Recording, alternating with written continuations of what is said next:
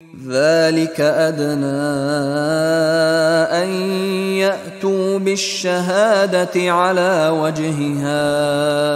أو يخافوا أن ترد أيمان بعد أيمانهم واتقوا الله واسمعوا والله لا يهدي القوم الفاسقين۔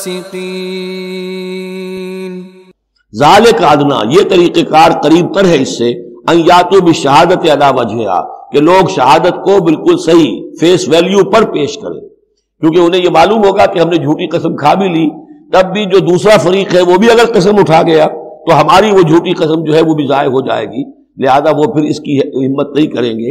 یہی معاملہ ہے کہ جو آئے گا، اگر کوئی کسی شخص کو اپنی بیوی کے اوپر شک ہے، شک کیا اس نے دیکھا ہے بدکاری کرتے ہوئے، تو اگر 4 مرتبہ قسم کھا کر کہے کہ جو میں کہہ رہا ہوں میں نے دیکھا ہے اور اس نے یہ بدکاری کی ہے، تو وہ 4 گواہوں کے برابر ہو جائے گی ایک شخص کی گواہی۔ لیکن یہ کہ اس کا جواب بھی یہ ہے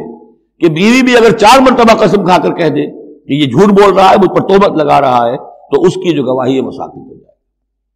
گی۔ یہ دونوں طرف سے اللہ تعالیٰ نے بیلنس کیا ہے کہ تاکہ یہ دونوں امکانات موجود رہیں۔ ذالک ادنی ان یاتوا بالشہادۃ علی وجہہا، یہ قریب تر ہے، اس سے مناسب تر ہے کہ لوگ گواہی جو ہے وہ صحیح شکل میں پیش کریں، اور یخافوا ان ترد ایمان بعد ایمانہم، کہ انہیں یہ خوف رہے کہ قسمیں جو ہے لوٹا دی جائیں گی، الٹی کر دی جائیں گی ان کی قسموں کے بعد۔